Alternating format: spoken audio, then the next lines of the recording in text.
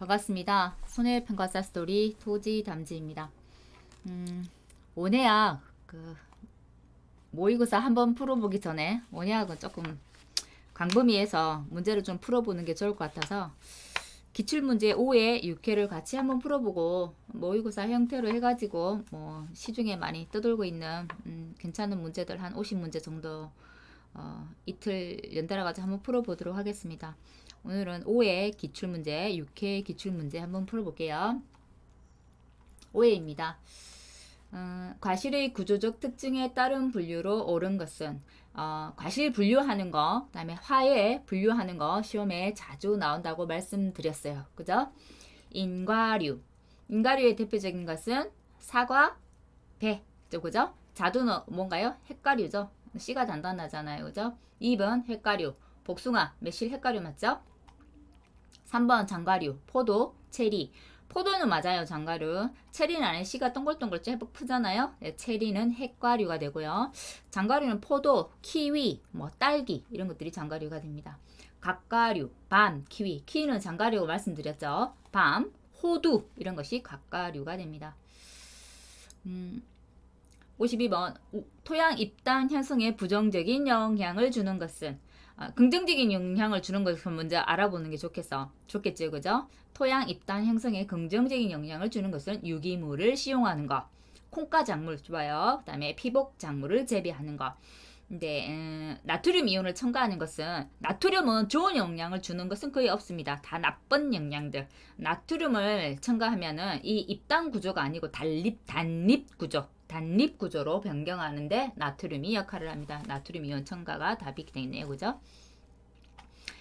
53번 작물 재배에 있어서 질소에 관한 설명으로 옳은 것은 이라고 있네요. 벽가 식물은 콩가 식물에 비해서 질소 12량을 늘려주는 것이 좋다. 콩가가 질소 옳은 것이라고 했네요. 그죠? 질소 12량을 늘려주는 것이 좋다. 아니고요. 콩가 식물이죠. 그 다음에 질산이온으로 식물에 흡수된다. 이거 맞습니다. 결핍 정상은 노엽보다 유엽에서 먼저 나타난다. 질소는 많이 성장할 때 필요한 거기 때문에 유엽일 때보다는 노엽일 때 성장 효과가 먼저 나타납니다. 반대예요. 암모니아태 질소 비료는 석회와 함께 시용하는 것이 효과적이다 라고 했는데 요즘 어렵죠. 석회와 함께 시용하면 좋은 것은 암모니아태 질소 비료가 아니고 인산입니다. 기억해 주세요. 석회와 같이 함께 뿌리면 좋은 거 인산이에요. 인산. 식물체 내 물의 기능으로 모두 옳은 것은 제가 물의 기능 효능 잘 알아둬야 된다고 말씀드렸었죠. 양분 흡수의 용매, 세포의 평합 유지, 그다음에 식물체의 항상성 유지, 식물 합성 과정의 매개 모두 답입니다. 참 근데 원예 여기 재배학 문제를 풀어보면 기억, 니은, 디귿 이렇게 뭐 세 가지 찾는 거 있고 문제 답이 모두인 것 있고 이런 거에 생각보다 헷갈리는 것 같더라고요. 이거 세 개를 골라야 될지 네 개를 골라야 될지 정확하게 잘 알고 있지 못하면 답 선택하기가 참 어려운 거죠, 그죠? 이럴 때는 그죠? 다 모두 정답입니다. 토양의 습해 대책으로 옳지 않은 거. 습이 많은 거예요. 그죠? 습이 많을 때는 제가 밭의 고랑 재배를 다른 말로 휴립구파라고 이야기하죠. 휴립구파는 한 해 건조할 때 사용하는 거고요. 습해 때에는 휴립휴파 일항재배 습답에 일항재배를 한다고 말씀드렸어요. 땅속 배수시설 설치 암거 그다음에 토양 계량제 등을 사용합니다. 맞아요. 작물 재배 시 한 해 대책을 모두 고른 것은 이렇게 해놨어요. 그죠? 중경제초가 있고 그다음에 밀식재배, 토양 입단 조성 등이 있네요. 밀식재배는 안 좋겠죠? 아무래도 건조해서 지금 물이 없어 죽겠는데 밀식재배 해놓으면 안 좋겠죠? 중경제초는 제가 이거 효과가 있다고 했어요. 이게 땅을 잡초를 긁어가지고 긁은 물에서 땅 속에 있는 공기 구멍들을 살짝 닫은 물에서 수분이 증발되는 것을 막아준다고 했어요. 그죠? 중경제초 가끔 시험에 잘 나오는 겁니다. 그래서 중경제초는 좀 알아두시는 게 좋습니다. 자, 몇 번인가요? 57번. 57번이네요. 과수작물의 동해와 서리 피해에 관한 부분이네요. 꽃이 일찍 피는 것은 어떤 거냐면 인가류예요. 인가류. 꽃이 일찍 피는 것들. 사과나무나 배나무들이 꽃이 일찍 핍니다. 근데 개화가 좀 더 늦은 거는 핵가류예요. 핵가류가 개화가 늦어서 서리 피해를 안 받을 것 같지만 막상 늦스리들 오면서 스리들 뒤로 오면서 개화가 이제 서리가 뒤로 오니까 이 핵가류들이 점점 개화가 빨라지면서 서리 피해를 같이 입는다고 합니다. 가장 잘 입는 거는 인가류들. 근데 개화가 빨라지면서 핵가류도 빈번하게 서리 피해를 입더라라고 말씀드렸고요. 그러면 지금 1번에 해당되는 건 사과나무, 배나무 다 되겠네요. 자, 두 번째 핵가류이기 때문에 1번은 장가류 안 된다 그죠? 배나무, 핵가류가 되고요. 상층의 더운 공기를 아래로 불어내려서 가스온 기온 절하를 막아주는 방법. 요거는 송풍법입니다. 송풍법. 그래서 답은 2번이 되겠네요. 작물의 생육 적원에 관한 설명으로 옳지 않은 것은 하고 문제를 풀 때는 물론 이제 시험장에 가서는 내가 옳지 않은 게 바로 보면 그걸 선택하면 돼요. 근데 공부를 하는 단계에서는 옳지 않은 것 답을 찾기보다는 맞는 거를 한 번 더 보는 것이 도움이 됩니다. 그럼 작물의 생육 적원에 관한 설명으로 옳은 것을 찾으면 되겠죠. 대사 작용에 따라 적용이 다르고요. 발화 후에 생육 단계별로도 적용이 다릅니다. 품종에 따라서도 차이가 있습니다. 자, 4번 주간과 야간의 적온은 동일하다. 적온은 동일하지 않습니다. 주간과 야간은 병원입니다. 온도 차이가 있다는 거예요. 주야간 온도 차이가 있기 때문에 그 온도 차이에 의해서 발화도 촉진이 되고 동화 물질도 축적이 되고 개화나 결실이 조장되는 역할들을 하게 됩니다. 그래서 저거는 동일하다 아닙니다. 광보상점은 광합성에 의한 이산화탄소에 이산화탄소가 하는 건 뭐예요? 광합성은 이산화탄소를 흡수하죠. 그죠? 흡수하죠. 자, 그리고 호흡은 산소를 흡수하는 거잖아요. 그렇기 때문에 이산화탄소를 방출하는 게 되는 겁니다. 그리고 내염성이 강보상점이 높다 이래놨는데 내염성은 강보상점도 낮고 강포화점도 낮습니다. 그러면 지금 보상점이 높다라고 한다는 내염성 작물이 아닌 내염성 작물이라는 것은 음지를 좋아하는 음지 작물들이에요. 음지 식물들. 예를 들어서 이끼라든지 이런 것들이 되는 거예요. 그죠? 음지식물들. 음지식물의 반대는 양지식물. 그죠? 양지식물이 되는 거예요. 그럼 결국은 광보상점이 높다라는 얘기는 양지식물을 말하는 거예요. 근데 이게 되게 문제를, 내음성이 이렇게 해놔가지고 문제를 꼬아놨어요. 이게 양지식물에 관한 설명이기 때문에 내음성은 약하고, 그죠? 작물은 내음성이 약한 작물이 강한 작물보다 맞죠? 내음성이 약하단 말은 그게 양지식물이라는 거죠. 맞죠? 그래서 내음성이 약한 작물은 강한 작물보다 광보상점이 높다. 이 말을 반대로 꼬아놨어요. 그래서 문제가 생각보다 어려운 문제입니다. 이거는 내음성에 대한 작물의 설명이 아니고 양지식물에 대한 설명입니다. 광보상점이 높은 거. 내음성 식물들은 음지식물로서 광보상점도 낮고 광포화점도 낮습니다. 우박피해. 우리가 자연재해는 항상 매년 빠지지 않고 시험에 나오는 문제 중에 하나예요. 근데 의외로 자연재해는 우리가 그냥 문제를 읽으면 조금 이해가 되는 문제들이어서 굳이 많은 공부를 하지 않아도 점수를 좀 득할 수 있는 문제이기도 해요. 그 중에 가장 잘 나오는 문제 중에 하나가 우박피해입니다. 우박피해는 뭐가 잘 나오냐면 시기가 잘 나와요. 우박피해의 시기는 처음에 착과될 때 초창기 때 하고 성숙기 때 우박피해가 자라요. 한참 자랄 때 7, 8월 달에는 안 온단 말이에요. 초기에 오고 수학기 때 오고 이래요. 그래서 7, 8월에 집중적으로 발생한다 하면 무조건 아니에요. 그래서 무조건 1번은 아닌 게 되겠죠. 그죠? 자, 돌발적이고 단기간에 큰 피해가 발생한다. 맞아요. 단기간에 큰 피해가 발생하고 넓은 지역에서 발생하는 게 아니라 국소적인 좁은 지역에서 발생합니다. 그러면 좁은 부위에 한정한다. 디귿 다 맞겠네요. 그죠? 우박 피해가 왔다 하면 우박 피해가 왔으면 낙가 피해도 있고 착가 피해도 있을 수 있겠죠. 자, 그러면 그 착가 피해를 다 따버리느냐? 안 땁니다. 그거 다 따버리고 나면 내년에 해거리를 하기 때문에 바로 피해를 입게 됩니다. 그래서 과실을 상처가 있다 하더라도 키우게 되죠. 그래서 과실 제거 안 합니다. 그래서 맞는 것은 니은 디귿이겠네요. 아래에 설명하는 재해를 골라보시오. 해서 제가 지난 시간에 요거는 정의만큼은 꼭 잘 알아두세요라고 했던 거네요. 그죠? 막 비료 같은 거 시비 많이 했을 때 그죠? 토양이 작물의 토양 수분 흡수가 어려워지고 한 곳으로만 어떤 영양분들이 치우쳐 가지고 영양의 불균형을 초래하는 거라고 했어요. 자, 그거는 뭐냐면 염해입니다. 염해. 연작하는 작물에서 많이 일어나는 피해이기도 하고요. 우리가 이 과목에 보면 우리 연작장애, 염해장애 이런 거 나오는 거 있죠. 인삼, 그죠? 연작하면 안 되는 것들, 그죠? 인삼 같은 경우는 10년이죠. 10년. 인삼, 아마 이런 건 10년입니다. 수박 5년, 그죠? 자, 62번 되겠네요. 과수 재배에 이용되는 생장 조절 물질에 관한 설명으로 옳지않은 것이라고 했어요. 생장 조절 물질은 매해 빠지지 않고 한 번은 시험에 나오는 거예요. 옥신 나오네요, 그죠? 옥신은 다 대부분 좋은 역할을 하는 거예요. 좋은 역할을 하는 거. 밝은 촉진제, 적과제 이런 것들 옥신 역할이고요. 자, 지베렐린도 그죠? 개하나 이런데 도움을 주기 때문에 좋은 역할을 하는 게 많습니다. 그리고 대표적으로 씨 없는 포도 만들 때 제가 지베렐린 사용한다고 지난 시간에 설명을 드렸을 거예요.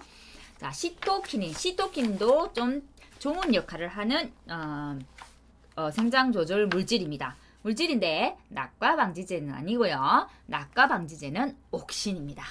옥신이 하는 역할이 많아요. 밝은 촉진도 되고 낙과 방지도 됩니다. 시토킨인 게 물질이 아니고 옥신이 됩니다. 그래서 답은 62번 답은 4번이 되겠네요.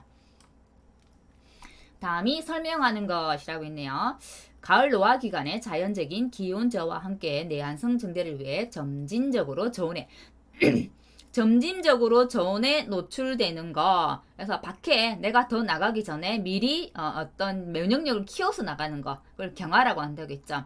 예를 들어서 우리가 육묘한 묘를 밭에 논에 심기 전에 햇볕 부분 햇볕에 좀 노출시키기도 하고 바깥 기온에 먼저 노출을 시켜가지고 약간 경화를 시키고 난 다음에 정식을 한다고 했잖아요. 그런 개념입니다. 경화도 매년 시험에 잘 나오는 문제인 것 같습니다. 재래 육묘에 비해 플러그 육묘의 장점이 아닌 것. 플러그 육묘는 대량 생산한다는 거예요. 자동화 시스템이에요, 일종의. 자, 대량 생산 자동화 시스템이기 때문에 계획 생산이 맞고요. 정식 후 생산이 빠르고 기계와 자동화 맞아요. 기계와 자동화가 됐다는 말은 기술은 집약적이 맞지만 노동은 훨씬 더 단순화되는 거죠. 그래서 노동 집약적은 아닙니다. 기술 집약적은 맞아요. 노동 집약적은 아니죠. 노동력이 훨씬 더 줄어드는 거죠. 자, 육묘 재배의 이유가 아닌 것이라고 했네. 비슷한 얘기예요. 육묘가 지금 두 개 달아서 나오네요. 그죠? 가채류 재배 시 수확기를 앞당길 수 있습니다. 육묘하면 수확기 앞당길 수 있어요. 벼 재배 시 감자와 1년 이자 가능합니다. 네, 수확기를 앞당겨지니까 감자 뒤에 이어서 가능해요. 봄 결구 배추 재배 시 추도를 유도할 수 있다. 요건 아니네요. 자, 맹류 재배 시 생육 기간으로 생산량 증대를 기대할 수 있습니다. 자, 추대 유도하는 것은 좋은 것은 아닌데요. 그죠? 삽목 번식에 관한 설명으로 옳지 않은 거. 삽목을 하는 것 역시도 수확하는 결실 연령을 단축시킬 수 있습니다. 삽목을 한다는 것은 내 그 조직을 딱 잘라고 그대로 흙에 딱 심는 거잖아요. 그렇기 때문에 내 엄마 모주의 행질하고 똑같이 이렇게 계승되는 게 가능해요. 그래서 유전 행질이 후대에 똑같이 계승되는 거 맞고요. 종자가 번식이 안 되기 때문에 나무 잘라가지고 삽목하는 거잖아요. 그래서 번식 수단 됩니다. 수세를 조절하고 병해충 저항성을 높일 수 있다라고 돼 있는데 삽목을 하면 뿌리가 생각보다 엄청 빨리 나는 게 아니에요. 왜냐면 흙에 있다가 그게 적응을 해가지고 뿌리가 이렇게 나면서 이제 이렇게 성장하는 거잖아요. 그래서 뿌리가 처음에 얕게 들어가죠. 그죠? 뿌리가 나오는 또 시간이 걸리고 그렇기 때문에 수세 조절은 힘듭니다. 담배 모자이크 바이러스 주요 폐작물이 아닌 거. 요거는 외우셔야 될 것 같아요. 가지, 사과, 고추는 다 해당이 됩니다. 자, 그다음에 배추는 아닙니다. 식용유에 따른 분류로서 엽경채류, 줄기를 먹거나 잎을 먹거나 이런 거죠. 시금치 줄기, 잎 먹죠. 미나리 줄기 먹죠. 마늘 같은 경우는 비늘줄기라고 해요. 비늘줄기. 그래서 줄기가 맞습니다. 인경이라 하죠. 인경. 오이는 과채류에 속하기 때문에 역경채류가 아닙니다. 19분 한번 볼게요. 춘화에 대한 설명이네요. 브넬리제이션이라고 제가 말씀을 드렸었고 춘화도 매년 빠지지 않고 시험에 출제가 되고 있는 문제입니다. 저온에 의해서 꽃눈 현상이 유기되는 것을 춘화라고 하고요. 춘화에는 종자 춘화형이 있고 녹식물 춘화형이 있습니다. 종자 춘화형은 좀 일찍 저온에 감응하는 거, 녹식물 춘화형은 좀 더 늦게 그 저온에 감응하는 거고요. 자, 당근, 양배추 같은 경우는 녹식물 춘화형입니다. 종자 춘화형은 우리가 알고 있는 배추, 무 이런 게 종자 춘화형에 들어갑니다. 기억을 좀 해두시면 좋을 것 같아요. 춘화에 대한 부분은 종자 춘화, 녹식물 춘화 구분까지 다 해서 기억해 두시기 바랍니다. 재배하는 품목이 뭔가를 물었네요. 과실이 자람에 따라서 서서히 호흡이 저하되다가 성숙기를 지나서 완숙되면서 전환기에 호흡이 일시적으로 상승하는 거. 이게 뭐냐면 호흡 급등가예요. 처음에는 호흡이 많이 되지 않다가 그러니까 수학기, 성숙기 되면서 호흡이 많이 일어나는 것들을 호흡 급등가라고 하고요. 반대는 비호흡 급등가가 되겠죠. 호흡 급등가는 어떤 게 있냐면 우리가 알고 있는 사과, 배, 그죠? 복숭아 이런 거 다 호흡 급등가입니다. 자, 비호흡 급등가는 우리가 성숙기에 대한 특정한 변화가 일어나지 않는 과실, 비호흡 급등가죠, 그죠? 특정한 변화가 일어나지 않는 거, 블루베리, 그죠? 포도 이런 것들이 됩니다. 바나나 되겠네요, 그죠? 자, 그다음에 여기 이제 여기 앞에 이제 틀린 거 찾은다고 하면 이곳 앞에 포도가 틀렸고, 그죠? 그죠? 여기도 뒷부분 한번 볼게요. 복숭아가 틀렸고요, 그죠? 이거는 조금 헷갈릴 수 있겠네요, 그죠? 살고 이건 또 아니고, 그죠? 자, 요거는 사과, 블루베리 요게 맞습니다. 도로 건설로 야간 조명이 늘어나는 지역에 개화 지연에 대한 대책이 필요한 거. 이거는 결국 단일 작물을 찾는 문제잖아요. 밤에 야간 조명이 들어갔다는 것은 그죠? 광조명이 일어났다. 야간 조파가 일어났을 때 개화 지연이 있는 작물은 하고 묻는 거예요. 반대로 그죠? 단일 작물 찾으라는 거예요. 이거는 많은 분들이 많이 틀렸었을 것 같아요. 왜냐면 단일 작물 하면 제일 기억을 잘하는 게 뭐냐면 국화의 국화. 헷갈렸을 것 같아요. 국화 시클라면 이게 답일까? 아니면 칼랑코의 포인세티아 이게 답일까? 라고 많이 헷갈리셨을 것 같은데 단일 작물의 대표적인 것은 국화, 칼랑코의 포인세티아입니다. 국화만 보고 1번을 해석되면 틀리게 되겠죠. 칼랑코의 포인세티아. 포인세티아 우리 뭐 겨울에 그 뭐죠? 그 승탄절 분위기 낸다고 내는 그 잎 있죠? 빨간색 잎이 다 있는 거고 포인세티아 그죠? 칼랑코에도 봄에 피는 꽃인데요. 많이 보셨을 것 같은데 설명을 하기 좀 어렵네요.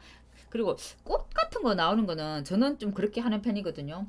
이제 이름이 뭐 페투니아, 시클라멘, 뭐 제라늄, 칼랑코에 이러면 도대체 이 연상이 되질 않아요. 특히나 뭐 식물이라든지 꽃이라든지 이런 데 관심이 없으신 분은 더 그래요. 그래서 도대체 이 단어를 가지고 연상해서 머릿속에 떠올린다거나 외운다거나 이게 쉽지가 않기 때문에 꼭 그 화해류는 시클라멘이 어떤 꽃인지 한번 검색해보고 제라늄은 어떻게 생긴 꽃인지 검색을 해보고 페투니아, 칼랑코의 포인세티아는 어떻게 생긴 꽃인지를 한번 검색해보는 것이 큰 도움이 됩니다. 검색을 하고 그 꽃이 이렇게 생겼구나 라고 하면 훨씬 더 기억이 잘 됩니다. 저희 방법이었습니다. 그거는 A 농가에서 A 농가에서 실수로 이도시에 저장해서 저온 장애를 받게 될 품목은 결국 이거는 뭘 묻는 문제냐면 72는 고온 작물을 묻는 거예요. 대표적인 고온 작물 화에는 극락조하고 안스리움이란 게 있습니다. 극락조는 우리 새처럼 생겼어요. 진짜 그 극락조 그 꽃을 보면 안스리움도 검색을 해보시면 실제로 우리 주위에서 굉장히 선물을 많이 하는 꽃이에요. 개업을 했다거나 아니면 집에 이제 키우기 위해서 색깔이 되게 예쁘거든요. 안스리움 꽃이. 네, 극락조하고 안스리움은 고온 작물 꽃이라는 거. 그래서 극락조도 알아두셔야 되고 안스리움도 알아두셔야 됩니다. A 농가 하우스의 오이 재배 시 낙가가 발생하더라. 낙가가 발생하는 일은 주로 어떤 게? 낙가 대부분 우리 작물이 성장에 관련된 거는 일조하고 온도에 일조 아니면 온도입니다. 그죠? 근데 온도에 따라서 낙가가 발생하진 않잖아요. 그럼 답은 뭐 일조량이 되는 겁니다. 재배학은 조금 상식적으로 접근해서 문제를 풀어도 맞출 수 있는 것들이 좀 있어요. 물론 외워야만 풀 수 있는 문제도 있죠. 그럴 땐 외워야 되는 거죠. 수경 재배에 사용 가능한 원수는 이랬어요. 수경 재배는 산도 pH 7, 중성이죠. 중성 pH 7이면 pH보다 낮으면 산성, 높으면 알칼리가 됩니다. pH 7에 가까운 물, 중성에 가까운 물이 되겠습니다. 시설 재배에서 연질 피복제가 아닌 거. 이건 제가 지난 시간에도 설명하면서 피복제가 시험에 시설 재배에서는 더 어려운 것들이 많아요. 용어들이 어려운 거 많은데 그나마 제일 쉬운 게 이 연질 피복제를 맞추는 거예요. 근데 이 연질 피복제가 5회도 나오고 6회 때도 나왔어요. 연질 피복제 폴리에틸렌, 그다음에 염화 비닐 필름, 에틸렌 아세트산 비닐 필름이 되고요. 폴리에틸렌이 우리가 약으로 PE라고 하는 겁니다. 염화 비닐 필름이 PVC라고 하는 거고요. 에틸렌 아세트산 비닐 필름이 에바 EVA라고 하는 게 에바입니다. 폴리에스테르필렌은 경질 피복제입니다. 경질 피복제고요. 또 뭐가 잘 나오냐면 이 그 연질 피복제 중에서 우리나라에서 가장 많이 사용하는 거 이렇게 잘 나와요. 그게 뭐냐면 폴리에틸렌이에요. 그리고 연질 피복제 중에서 보온성이 가장 높은 거 그거는 PVC예요. 염화 비닐 필름이에요.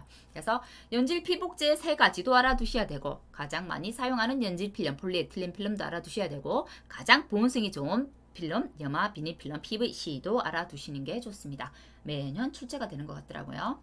자, 5회는 이 정도로 풀어봤네요. 6회 한번 볼까요? 6회 제가 띄워놨습니다. 6회 조금 이렇게 작게 이렇게 보세요. 여기 또 과일 분류에 대해서 나왔잖아요. 인가류가 뭔지, 핵가류가 뭔지, 장가류가 뭔지. 인가류는 우리가 사과, 배가 대표적인 거라 했고요. C방, 하위가 꽃받침이 발달한 거라고 했어요. 그죠? 우리가 알고 있는 진과 위가를 구분할 때는 위가에 속하는 거. 핵가류는 C방 중위가가 되고요. 자방이 발달한 겁니다. 자, 이거는 중과피를 먹는 겁니다. 중과피를 먹는 거고요. 이거는 진과 위가를 구분할 때는 진과에 해당됩니다. 그 다음에 또 뭐 있죠? 장과류. 장과는 외가피를 먹는 겁니다. 가육이 많은 것들. C방 상위가라고 이야기를 하고 진가도 있고 위가도 있는데 대부분 장과류는 위가입니다. 유일하게 진가인 게 우리가 알고 있는 포도가 진가입니다. 그 정도는 기억을 해두시고 넘어갈게요. 자, 인가류에 해당되는 것이라고 했네요. 과피가 밀착돼 건조해 껍질이 딱딱해진 거 이거는 곽가류가 되겠죠. 견과류 그죠? 성수가병서 C방벽 전체가 다육질로 되는 과즙이 많은 과실은 장가류가 되는 겁니다.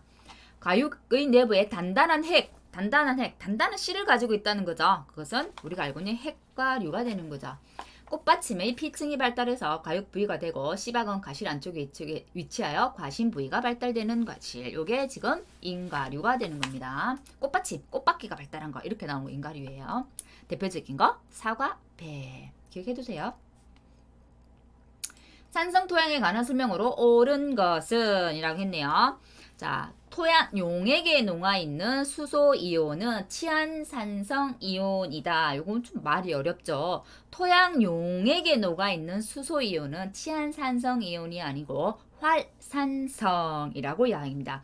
치안산성이온은 용액에 녹아있는 토양 용액에 녹아있는 게 아니고 토양 속에 있는 수소이온이 치안산성이온이고요. 용액에 녹아있는 것을 활산성이라고 한다면 토양 속에 있는 수소이온, 치안산성이온은 반대로 잠산성이라고 이야기합니다. 구분 좀 해두세요. 자, 석회를 시용하면 산성토양을 교정할 수 있다. 요건 시험에 잘 나왔어요. 석회의 기능은 해가지고 산성토양 계량 이렇게도 나오고요. 많이 나오니까 석회를 시용하면 산성토양 교정할 수 있다. 기억해 두십시오. 토양 입자로부터 치환성 염기에 용탈이 억제되면 토양이 상승화된다 이랬는데 용탈이 억제되는 게 아니고 용탈이 많이 되면 토양이 상승화되는 겁니다. 억제가 아니고요.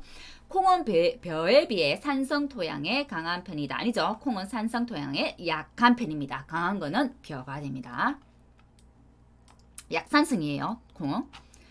자, 작물 생육에 영향을 미치는 토양 환경에 관한 설명으로 옳지 않은 거 했네요. 그죠? 자, 토양에 관한 거. 토양은 항상 시험에 제가 나온다고 했죠. 매년 빠지지 않고 한두 문제는 무조건 나오는 게 토양에 관한 문제. 유기물을 투입하면 지력이 증진되더라. 그렇죠? 자, 토양은 종류가 세 가지. 먼저 크게 세 가지예요. 그죠? 점토. 기억하시라고 했고, 그죠? 그죠? 점토, 제가 점토? 또 뭐 있죠? 점토. 사토, 중간에 기억이 안 나네요. 식토, 점토, 식토, 사토 이렇죠. 점토는 통기성이 약하고, 그죠? 통기성이 약하고, 그다음에 사토는 통기성이 잘 되는 거, 그죠? 통기성이 잘 되는 거. 중간이 식토. 그래서 우리 과수들이 좋아하는 것은 사양토라고 했고요. 벼나 이런 작물들이 좋아하는 거는 식양토라고 했어요. 그죠? 자, 사양토는 점토에 비해 통기성이 낮다. 아니에요. 사양토 모래 같은 재질이잖아요. 그래서 바람이 숭숭숭숭 통하는 통기성이 높습니다. 기억을 해두십시오. 토양화가 입단화되면 보수성과 통기성이 좋아지더라. 토양화 입단하면 보수성, 통기성, 통비성 이런 거 다 많이 됐었죠. 그죠? 깊이 가리를 하면 결국은 심경을 한다는 얘기죠. 심경을 하면 토양의 물리성이 개선됩니다. 가뭄이 지속될 때 작물의 잎에 나타날 수 있는 특징으로 옳지 않은 거. 그러면 무슨 옳은부터 한번 볼게요. 자, 가뭄이 지속되면 어떤 게 냐면 우선 기공을 폐쇄해요. 기공 왜 너무 정발이 되니까 기공을 폐쇄합니다. 기공을 폐쇄하면 또 기공을 폐쇄함과 동시에 같이 따라가는 거는 기공이 폐쇄되니까 강압성이 감소가 돼요. 억제가 됩니다. 그리고 연면적이 감소하게 되고요. 기공을 폐쇄해버렸으니까 정산이 억제됩니다. 그래서 조직이 치밀해지는 거죠. 그럼 답이 뭔가요? 기공이 폐쇄되었기 때문에 강압성이 촉진되는 게 아니라 강압성이 억제되더라. 이렇게 되겠죠. 습해 피해를 줄이기 위해서 괜찮은 대체. 습해 피해는 제가 휴파 재배한다고 했죠. 일항 재배. 기억 맞아요. 습해니까 저 밑에 깊이까지 안 줘요. 표층 시비. 그죠? 습해. 저 밑에 가면 물들이 많아서 호흡을 못하기 때문에 안 돼요. 그래서 표층 시비. 자, 토양하고 가까운 곳에 표층 시비를 해가지고 바로 성분을 흡수할 수 있도록 표층 시비를 하더라. 습해를 줄이기 위해서 토양 계량제도 사용합니다. 다 맞네요. 이런 문제가 어렵다는 거예요. 앞에는 막 두 개씩 이거 제일 마지막에 세 개 다 이러면 세 개 다가 맞을까, 두 개가 맞을까, 이걸 할까, 저거 할까 항상 고민이 되죠. 정확하게 알고 있어야만 답을 찾을 수 있다는 거. A 농가가 작물 재배 시 그럼 동해 지금 보세요. 생각보다 지금 자연재해가 계속 나오죠. 자연재해라면 꼭 한 2문제 정도는 나오는 것 같더라고요. 근데 그렇게 어렵지가 않아요. 그래서 문제를 나오면 문제 점수를 이제 득하고 가야 되는 게 자연재해죠. 동해 예방이죠. 동해 방지. 가실 수확 전에 토양의 질소를 시비한다. 질소는 도움되는 게 별로 없습니다. 실제로 자연재해가 왔을 때 질소 시비를 하는 것은 도움되는 게 없어요. 질소 시비를 많이 하게 됩니다. 많이 하게 되면 작물 재배에는 부정적인 영향을 가지게 되고요. 가수 같은 경우는 수세 조직이 이제 열악해지죠. 수세 조직이 열악해지기 때문에 병충해도 많이 생기게 되고 생리적인 장애도 많이 생기게 됩니다. 그리고 내한성이 약해져요. 내한성이 약해진다는 것은 반대로 동해에 취약하더라. 동해가 잘 일어나더라는 게 되죠. 그래서 질소 시비는 답이 아닙니다. 과다하게 결실이 되지 않도록 적과하는 거 맞고요. 배수 관리를 통해서 토양의 과습을 방지합니다. 습이 많으면 동해가 일어나기 쉬우니까요. 너무 전정을 많이 해버리면 동해 피해를 입겠죠. 그래서 강전정을 피하고 분지 각도를 넓게 하더라. 이거 다 맞습니다. 다음에 해볼게요. 작물 생육의 일정. 이거는 좋은 경과해야 꽃이 피는 거, 개화가 있는 거는 이것도 매년 시험에 나오는 거죠. 경화도 잘 알아둬야 되지만 경화는 딱딱하게 하는 거랬어요. 미리 찬기운을 쐬서 좀 단련시키는 거. 그다음에 춘화는 조온이 경과하면 개화가 일어나는 거여서 조온을 경과해야 개화가 일어나는 거. 춘화 매년 빠지지 않고 나오는 문제 중에 하나가 춘화입니다. 춘화, 다른 말로 버넬리 제이션이라고 말씀드렸어요. 이게 작년에 처음으로 나온 문제입니다. 처음으로 나온 문제. 이게 한 번도 안 나오다가 나온 문제. 이게 어떤 문제냐면 제가 저번 시간에 설명했는데 C3 식물, C3, C4 캠 식물 설명했을 거예요. C3 산탄광, C4 사탄광 식물이라고 했어요. C3 식물은 어떤 거냐면 건조해지며 기공을 폐쇄해서 광합성을 덜하게 되면서 광호흡을 많이 하는 작물. 대표적으로 벼가 되고요. 그 다음에 C4는 기공이 폐쇄되어도 거기에 견딜 수 있는 환경들이 그게 견딜 수 있는 어떤 조건들이 되어서 광합성도 많이 하게 되고 잘 견뎌내어서 광보상점은 낮지만 광포화점은 아주 높은 거. 그래서 대표적인 게 내건성 작물들이 여기 속한다고 했고요. 옥수수, 수수 등은 여기에 속한다고 했어요. 그래서 답은 광보상점은 낮지만 광포화점은 높다라는 걸 찾아셔야 돼요. 그리고 이 C4 작물들은 아주 그 수분이 공급이 제한된 공간에서도 생장 활동을 많이 해요. 그래서 이것을 내건성 작물이라고 하죠. 그래서 내건성 작물들이 C4 작물이더라. 그러면 답 찾으면 되죠. 광포화점 높다고 했죠. 광합성 잘하니까. 광합성은 당연히 온도가 높을수록 광합성이 잘 됩니다. 광합성 온도가 높을수록 빛이 많을수록, 그죠? 다음에 이산화 보상점은 높은 게 아니라 낮더라 라고 했고요. 수분 공급이 제한된 공간에서도 광합성이 유리하더라. 그래서 답은 3번이 되겠고, 케임 식물은 어떤 거라고 있어요? 껍질이 아주 단단한 것들. 자, 밤에도 CO2 생성이 되는 것들이라고 했어요. 밤에도 CO2 광합성을 잘해서 CO2 생성이 되는 것들. 대표적으로 파인애플, 그다음에 다육식물, 돌나물 이런 것들이 케임 식물이라고 했죠. 케임 식물도 제가 언급해 드리는 이유는 C4 식물이 나왔기 때문에 케임 식물은 또 아직 한 번도 시험에 나오질 않았어요. 하지만 가능성이 충분히 있을 것 같다라는 생각이 들어서 설명을 해드리는 거예요. 자, 59번 볼게요. 종자나 눈이 휴먼에 들어가면서 증가하는 식물 호르몬. 휴먼하고 관계 있는 건 어떤 거냐면 아브시스산이에요. 아브시스산을 따르게 우리가 이제 줄여서 이야기를 하면 ABA 호르몬이라고 해요. 식물 호르몬 ABA. 휴먼하고 관계되는 건 아브시스산 ABA더라라고 기억을 해두셔야 될 거예요.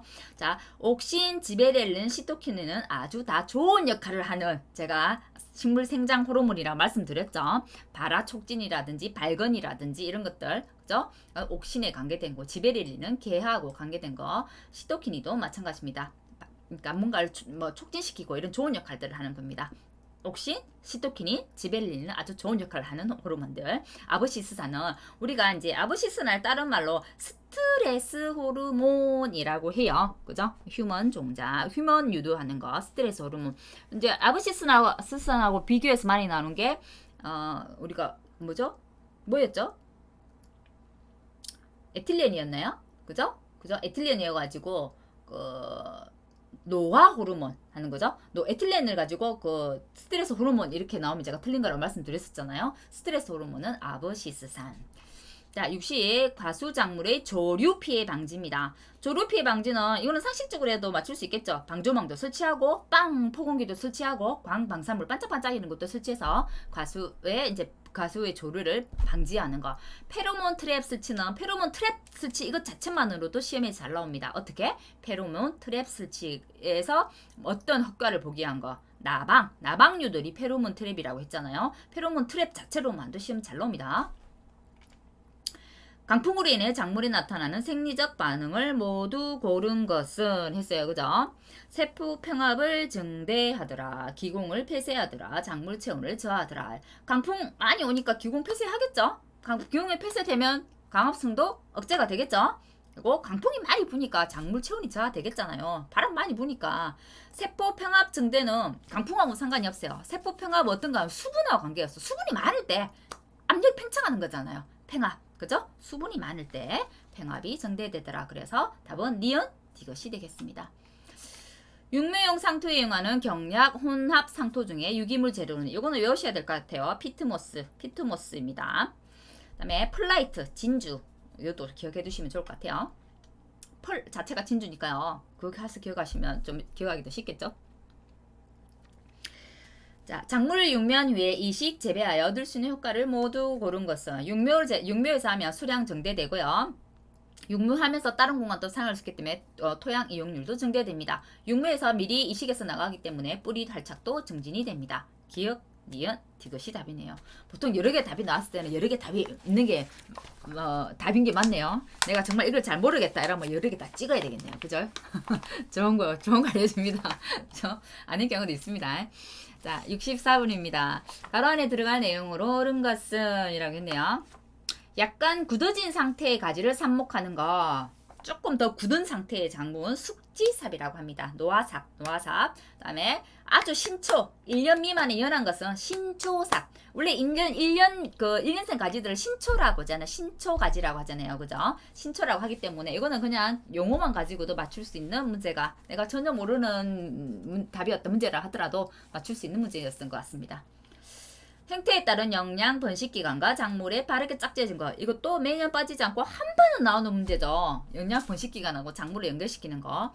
궤경. 이건 이 과목 공부하신 분은 누구나 맞출 수 있는 문제였을 거예요. 그죠? 그걸 해도 그죠? 궤경. 자, 궤경의 크기가 이래서 나오죠. 감자에서. 자, 고구마 같은 경우는 뭔가요? 궤근. 그죠? 땅속 뿌리. 그죠? 궤근. 글라디올루스는 구경. 그죠? 양파가 바뀌었네요. 양파하고 지금 글라디올러스가, 양파는 인경, 비늘줄기 바뀌었습니다. A 농가가 요소 연면 시비를 하고자 하는 이유가 아닌 거. 연면 시비는 어떨 때 하냐면 작물이 생육이 왕성하지 못할 때, 그죠? 많이 힘들어할 때, 생육을 회복하자고 할 때 연면 시비를 하고요. 뿌리가 많이 다쳤다거나 뿌리 기능이 저하됐을 때 뿌리를 영양분을 흡수해야 되는데 뿌리를 못하기 때문에 옆면에다 시비를 하는 거예요. 그죠? 그리고 지금처럼 뭐 많은 집중호우나 강우 등에 의해서 토양에 있는 많은 비료를 많이 줬는데 그게 다 유실되고 가버리고 없다면은 이 받아들일 게 없잖아요. 그래서 옆면 시비를 하게 되는 겁니다. 작물의 생식 성장 촉진은 아닙니다. 해충 방제에 이용되는 천적. 제가 어제 이제 천적은 잠깐 언급하고 갔었는데요. 천적은 벌이 붙는 거 다 천적에 뒤에 벌이 붙는 거. 그리고 응애류의 천적은 전부 앞에 뭐가 오냐면 이리가 붙어요. 이리. 그럼 보세요. 니은. 그죠? 벌 붙죠. 이리, 응애 앞에 이리 붙죠. 근데 응애만 있는 건 그냥 천적이에요. 그럼 이거는 이거 내가 애꽃노린재는 총체벌레의 이제 천적인데요. 애꽃노린재를 몰랐다 하더라도 응에 있는 거는 천적이란 말이에요. 그럼 이건 답이 아니라는 겁니다. 그래서 니은 디귿만 알고 있다 하더라도 기역 니은 디귿이 니은 디귿만 있는 답은 없잖아요. 찾으려고 한다면 기역 니은 디귿. 왜? 전방 이 응애라고만 있는 것은 천적이기 때문에 응애 앞에 이리가 붙는 게 충이고죠. 응애가 붙는 것은 응애 앞에 이리가 붙는 게 천적이기 때문에, 그죠? 내가 아는 천적 두 개만 찾아내도 기역 니은 디귿 답은 맞출 수 있더라. 이리 붙는 거, 벌 붙는 거. 애꽃노린재는 총체벌레, 진딧물의 천적이기 때문에 애꽃노린재는 기억을 해두셔야 됩니다. 세균에 의한 작물에 꼭 이거 병해도 한 문제는 나오더라고요. 그래서 병해가 참 많이 이어집니다. 이럴 때도 진짜 썸질나거든요. 그래서 병해가 여러 개가 있죠. 세균에 의한 거, 곰팡이에 의한 거, 또 바이러스에 의한 거. 그죠? 그다음에 플라즈마 이렇게 하고 빗자루병에 의한 거 이런 거 있었죠. 그죠? 자, 근데 세균성하고 곰팡이는 외워두셔야 될 것 같아요. 세균성은 제가 어제 외우는 방법 알려드렸죠. 저는 세무늬 괴암이라고 했다. 세무늬 괴암 하나 더 있는데 하나 기억이 잘 안 나. 맨날 세무늬 괴암 이걸 외워서 그죠? 그다음에 물음병, 그다음에 궤양병, 암, 건두암, 암 붙는 게 있어요. 그래서 세무늬 괴암 외웠거든요. 그래서 그 글자 있는 것만 찾는 거예요. 그래서 궤양병 찾는 거예요. 탄저병, 역병, 노군병은 세 개 다 곰팡이에 의한 겁니다. 곰팡이에 의한 건 어떻게 해오냐면 곰팡이에 의한 거는 저는 흰가루가 타서 화가 많이 났어요. 흰가루 탄 영노가 곰팡이에요. 흰가루병, 그죠? 탄저병, 영노, 역병, 노군병. 그래서 세균에 관한 거하고 곰팡이에 관한 거는 꼭 외워두시라. 모자이크병 이런 거는 바이러스예요. 나중에 뒤에 나오는 거. 그다음에 시슬레에서 광부족이 지속될 때 나타날 수 있는 박과채소. 박과채소도 한 번씩 시험에 잘 나옵니다. 광부족이 일어나면 박과채소는 어떻게 되냐면 이거는 그냥 외우셔야 될 것 같아요.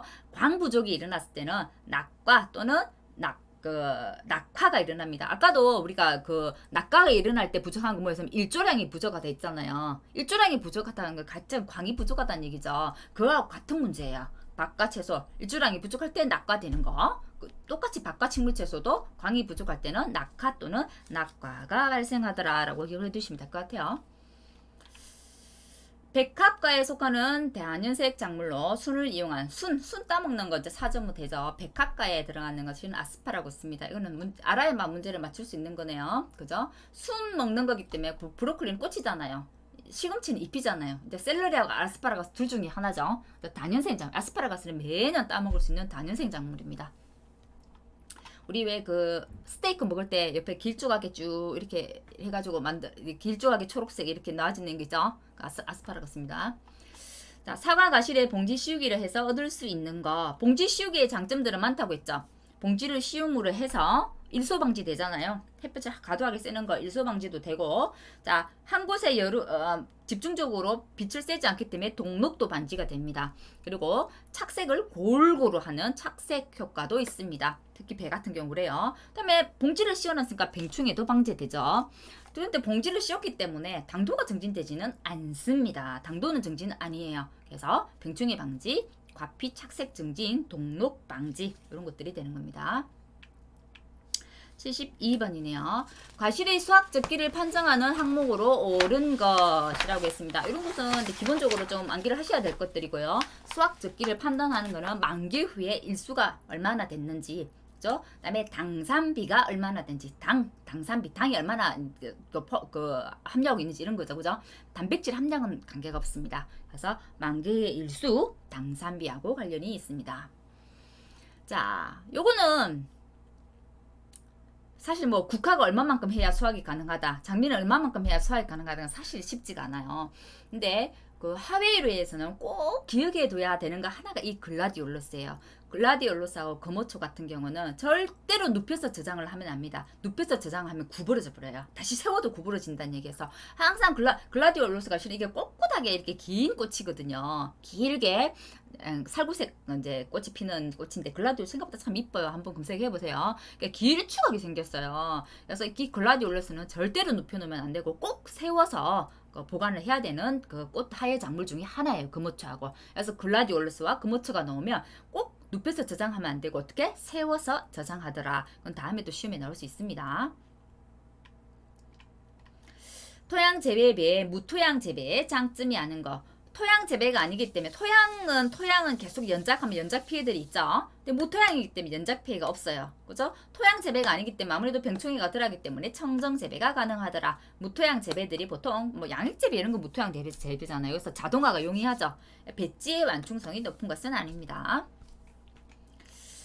시설 내의 환경 특이성에 관한 설명으로 옳지 않은 거. 시설은 당연히 위치에 따라 온도 분포가 다르죠. 위치에 따라 강 분포도 다르겠죠? 불균형하겠죠? 노지에 비해 염류 농도가 낮아지기 쉽다가 아니고, 시설 같은 경우는 우리가 막 이렇게 비료들을 주면 쌓이고 영양 불균형도 이렇게 일어납니다. 그래서 시설에서 말이 일어나는 장애들이 염류 장애를 일으킨다고 했잖아요. 한 곳에만 과다하게 영양이 간다든지, 한 곳에는 영양이 모자란다든지, 그죠? 그래서 염류 농도가 낮아지는 게 아니고 염류 농도가 높아지는 겁니다. 반대예요, 반대. 노지에 비해 토양이 건조해지기 쉽죠. 그래서 따로 우리 물을 줘야 되잖아요. 그죠? 관수 따로 하죠. 그래서 시설은. 그래서 그렇게 이해를 하시면 될 것 같고, 전반적으로 문제를 봤을 때는 5의 6회는 원에는 그렇게 어려운 편이 아니었던 것 같아요. 그죠? 근데 원래 지나간 시험을 다시 보는 거는 별로 어렵지가 않아요. 왜냐면 이 기출문제들이 우리가 원예 작물 그 문제집이나 이런 것들을 통해서 문제를 풀어보면 기출문제들이 전부 다 녹여져 있는 문제들이거든요. 그래서 한 번씩은 다 봤던 문제들이라는 거예요. 그래서 그렇게 어렵게 느껴지지 않습니다. 근데 시험만 치러 가면 어렵죠. 시험 칠 때는 왜 그렇게 원예가 어려운지, 그죠? 재배하기 어려운지. 그래서 오늘은 이제 기출 5회 6회를 봤는데요. 뭐 내일이나 모레나 뭐 한 번 더 해서 모의고사 조금 나올 만한 문제를 추려가지고 모의고사도 한번 풀어보는 게 좋을 것 같아요. 원래는 그죠? 그래서 꼭 이번에는 기본적인 제가 엄청 뛰어나게 한번 강의를 잘한 건 아니지만 그래도 요약집을 드렸잖아요. 그 요약집에 있는 내용만 다 알아도 실은 저는 70점은 충분히 맞을 수 있다고 생각을 해요. 그래서 그 요약집에 있는 내용들은 꼭 암기를 하시고 기출문제 한번 같이 풀어봤던 것처럼 혼자서 따로 한번 풀어보시고 내일이나 모레나 제가 또 모의고사 영상을 올리고 그 자료를 블로그에 업로드 해둘 테니까 그 모의고사 문제도 풀어보면 재배학은 기본 뭐 간단하게 60점 정도는 패스하지 않을까라는 생각이 듭니다. 오히려 알면 정말 정답을 찾기 쉬운 게 이 원예학이에요. 보험계약법이나 농업재해보험법령은 지문을 길게 해서 문제를 낼 수 있거든요. 막 읽다가 짜증나는 경우들이 있습니다. 지문이 길어서 다 읽기가 싫은 경우. 특히나 보험 계약법은 그렇죠. 조문들이 나오기 때문에. 근데 원예학은 이 재배학은 알면 바로 답을 찾을 수 있는 게 재배학이에요. 그래서 공부를 조금만 하면 과락이 아니라 60점은 충분히 득할 수 있는 게 어떻게 보면 재배학입니다. 그래서 공부 조금만 더 노력하셔가지고 재배학에서 점수 득하셔가지고 과락 도면하고 전체적인 점수를 올리는데도 한몫할 수 있도록 공부 열심히 합시다. 저도 마찬가지고요. 네, 오늘 여기까지 하고 다음 시간에 모의고사 가지고 다시 찾아뵙도록 하겠습니다. 오늘 강의 듣는다고 애쓰셨습니다. 감사합니다.